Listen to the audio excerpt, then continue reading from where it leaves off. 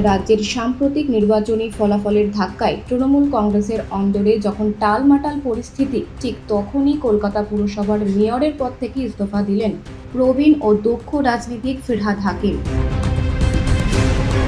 রাজনৈতিক মহলের মতে দলের বর্তমান বিপর্যয় এবং পরিবর্তিত পরিস্থিতিতে নিজের অবস্থানকে ঢাল তরোয়ালহীন নিধিরাম সর্দারের মতো অসহায় বলে মনে করছিলেন তিনি। আর সেই কারণেই কোনো রকম জোর খাটিয়ে বা অনৈতিকভাবে ক্ষমতার চেয়ার আঁকড়ে ধরে না থাকার সিদ্ধান্ত নিয়ে তিনি মহানাগরিকের পদ থেকে সরে দাঁড়ালেন। 2018 সাল থেকে 2026 সাল পর্যন্ত বিগত প্রায় দীর্ঘ 8 বছর ধরে কলকাতার মেয়র হিসেবে অত্যন্ত দক্ষতার সাথে দায়িত্ব সামলেছেন ফিরহাদ হাকিম। এই দীর্ঘ মেয়াদে আমফান, যশের মতো বিধ্বংসী ঘূর্ণিঝড় মোকাবিলা থেকে শুরু করে কোভিডের মতো নজিরবিহীন অতিমারী পরিস্থিতি, একের পর এক কঠিন চ্যালেঞ্জ অত্যন্ত সাহসিকতার সাথে সামলেছেন তিনি। অবশেষে মেয়রের দায়িত্ব থেকে অব্যাহতি নেওয়ার পর শুক্রবার সংবাদ মাধ্যমের মুখোমুখি হয়ে নিজের দীর্ঘ কার্যকালের খতিয়ান ও সাফল্যের খসড়া দেশবাসীর সামনে তুলে ধরেন বিদায়ী মেয়র। আবেগঘন কণ্ঠে তিনি জানান, নানা বিপর্যয় ও চড়াই উতরাইয়ের মধ্যেও কলকাতার সাধারণ মানুষের নাগরিক পরিষেবা নিশ্চিত করাই ছিল তাঁর একমাত্র লক্ষ্য এবং আজ সেই কাজের তৃপ্তি নিয়েই তিনি পদত্যাগ করছেন। ফিরহাদ হাকিম কেউ না,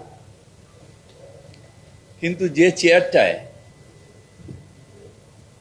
আমাদের সেই সব প্রাতঃস্মরণীয় ব্যক্তিরা বসেছিলেন, সেই চেয়ারটার একটা আলাদা সম্মান আছে।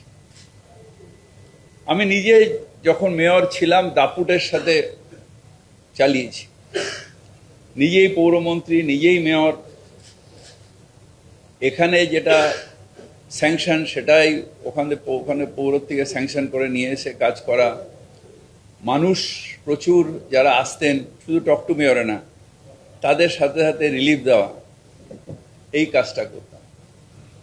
এখন সেটা সম্ভব হচ্ছে না, তাই সেই চেয়ারটাকে আমি অবমাননা করতে পারি না, সেই চেয়ারের সম্মানহানি করতে পারি না। চেয়ার ধরে বসে রইলাম, ঢাল নেই, তলোয়ার নেই, নিধিরাম সর্দার। সেই মানুষগুলো যারা হয়তো আমার থেকেও বেশি দাপুটে ওই মেয়রের চেয়ার চালিয়ে গেছেন, তাদের প্রতি অসম্মান হবে। তাই আমি ঠিক করেছি যে আমি আজকে রেজিগনেশন দিচ্ছি এবং শুভেচ্ছা জানাই আগামী দিনে যারা দায়িত্ব নেবে, যারা পৌরসভা চালাবে, হয়তো আমার থেকেও ভালোভাবে চালাবে। অনেকে ক্রিটিসাইজ করবেন, অনেকে অনেক কিছু বলবেন, কিন্তু স্বচ্ছভাবে পৌরসভা চালানো এবং মানুষের প্রত্যাশা পূরণ করা, এটাই কাজ। নতুন সরকারের কাছে, মুখ্যমন্ত্রীর কাছে আমার আবেদন, মানুষের প্রত্যাশা পূরণ করা। We are all there to serve the people. আমরা মানুষকে সহায়তা করব, মানুষকে সার্ভিস দেব এবং যে বেস্ট সার্ভিস দেবে মানুষ তাকে চয়েস করবে। তাই শুভেচ্ছা দিয়ে আমি এই চেয়ার আজকে খালি করে দেব।